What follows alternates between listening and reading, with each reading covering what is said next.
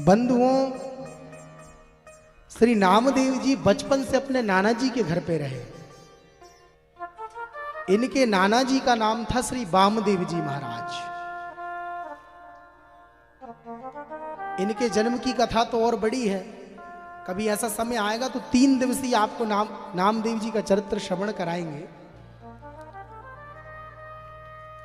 3 दिन का चरित्र है नामदेव जी का। वैसे इनके जन्म से लेकर के शरीर छोड़ने तक की लीला तक का पूरा बृहद वर्णन भक्तमाल में दिया हुआ है। लेकिन बचपन से ठाकुर चरणों में प्रीति थी। नाना जी को पूजन करते देखते तो ठाकुर जी के चरणों में प्रीति इनकी भी बढ़ी। कभी कभी नाना जी से बोले, नाना जी मुझे ठाकुर जी की सेवा नहीं दोगे आप? वामदेव जी बोले, बेटा ठाकुर जी की सेवा कोई गुड्डा गुड़िया का खेल नहीं है, ये भगवान है। नाना जी पूजन करें, नामदेव जी बाजू में बैठ जाएं। पुष्प की माला बनाए वामदेव जी, नामदेव जी बैठ के देखें। ऐसा सिलसिला बंधुओं चलता रहा। इनकी मां की भी नामदेव जी की जो मां थी वो भी ठाकुर की भक्त थी, विट्ठल की। खूब सेवा करते पूरा परिवार, भोग लगा के भोजन पाते। धीरे धीरे नामदेव जी थोड़े से बड़े हुए। अब नामदेव जी को बचपन से खेल खिलौनों का बड़ा शौक। ठाकुर जी के समकक्ष बैठ जाएं और खिलौनों से खूब आनंद से खेलें। मानो ऐसा नामदेव जी को प्रतीत हो कि ठाकुर जी इनके साथ में खेल रहे हैं। और बंधुओं, हमारे घर के जो बालक होते हैं, छोटे छोटे से जो बच्चे होते हैं, ये ठाकुर जी के ही रूप होते हैं। हम लोग ये बात क्यों बोलते हैं कि बच्चे भगवान का रूप है? ये इसलिए बोलते हैं कि बच्चों के हृदय में कोई दोष नहीं है बंधुओं। ये अच्छा, ये बुरा, ये ऐसा। बच्चों को तो जिस जगह प्रेम मिलता है बच्चे उसके पास चले जाते हैं। ऐसे ही नामदेव जी भगवान के चरणों से प्रीति करते। कपड़ा पहनावे, श्रृंगार करते और बहुत सुख पाते बंधुओं। प्रेम तो भैया आज से तुम सेवा करो। और नामदेव, अगर तुमने 3 दिन अच्छी सेवा कर ली और ठाकुर जी तुमसे प्रसन्न हो गए तो तुम्हें हमेशा के लिए मैं सेवा दे दूंगा।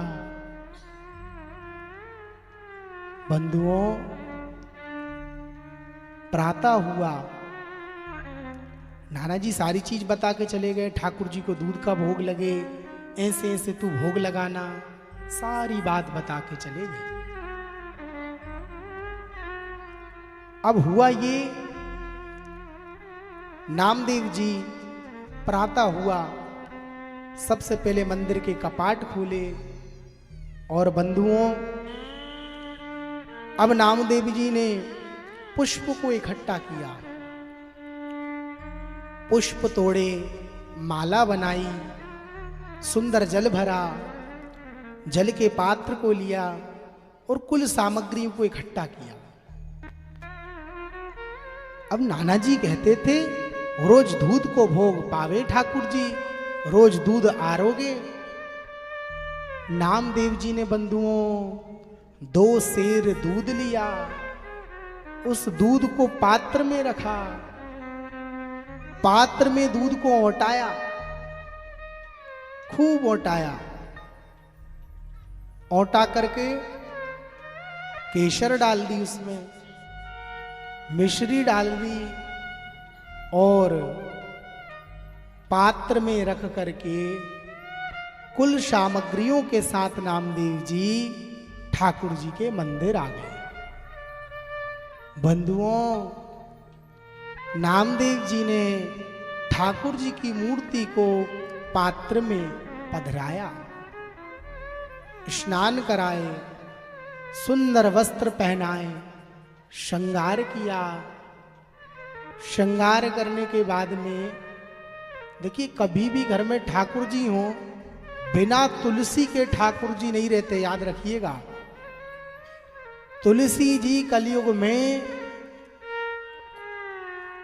श्री प्रिया प्रियतम की सखी भाव से उपासना करती हैं बंधुओं। तुलसी जी की जड़ में प्रिया प्रीतम का वास है। तुलसी की जड़ में ही हमेशा जल डालना चाहिए। कहीं जाएं तो तुलसी की जड़ को प्रणाम करना चाहिए। तुलसी की मिट्टी को मिट्टी नहीं मानना चाहिए, ये साक्षात ब्रज की रज है। तुलसी कोई गमला नहीं है, ये साक्षात वृंदावन है।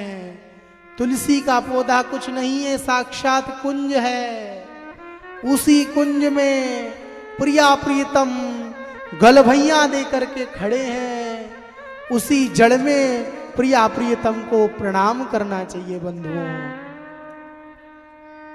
तुलसी जी कभी भी खाली गमला नहीं रखनो, कभी भी खाली गमला तुलसी घर में नहीं होनो बंधुओं। हमेशा चुनरी लगा करके तुलसी पर रखें। तुलसी की छाया के ऊपर कभी पैर नहीं पड़ना चाहिए। इसलिए घर में तुलसी ऐसी जगह रखें कि तुलसी की छाया पर आपका पैर ना पड़े। पुरुषोत्तम महीने में हमने पुरुषोत्तम की कथा के दान महिमा के महत्व बताए थे। कार्तिक महीने के महत्व को हमने करेली की कथा में पूरा बृहद रूप से बताया था। YouTube पर वो कथाएं आप लोग दर्शन कर सकते हैं कि कार्तिक के महीने में तुलसी की कैसी उपासना करें, पुरुषोत्तम के महीने में क्या उपासना करें नारायण की, कैसे करें, किन चीजों को दान करना चाहिए, किन का नहीं करना चाहिए, ये सब हमें पता होना चाहिए बंधुओं। ठाकुर सेवा कोई मजाक नहीं है। साक्षात ठाकुर जी आपके घर में विराजमान है, ऐसा भाव हो। नामदेव जी के मन में बंधुओं भाव आया। नामदेव जी ने सुंदर स्नान कराए, वस्त्र पहनाए, और अब जब सारा श्रृंगार भगवान का हो गया, पधरा दिए और दूध को रख दिया बंधुओं, और उस दूध में तुलसी पत्र डाल दिया।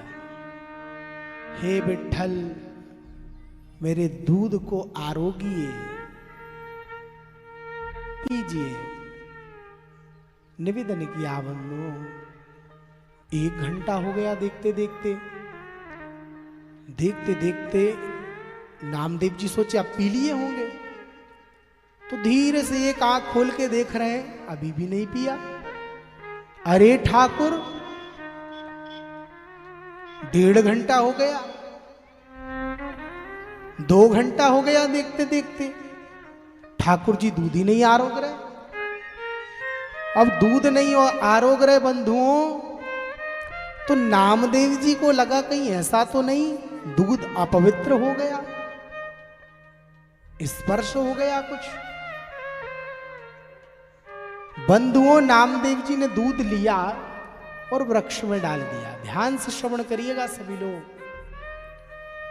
फिर गए किचन में, फिर गए रसोई में, फिर 2 सेर दूध लिया, कढ़ाई में डाल के ओटाया, केसर डाली, मिश्री डाली, फिर लेकर के चले गए बंधुओं। फिर घंटों हो गए। आज पूरा दिन दूध पिलाते पिलाते हो रहा है, ठाकुर जी दूध नहीं आरोग रहे। नामदेव जी सोचे कहीं ऐसा तो नहीं जो दूध में पिला रहा हूं वो गर्म हो।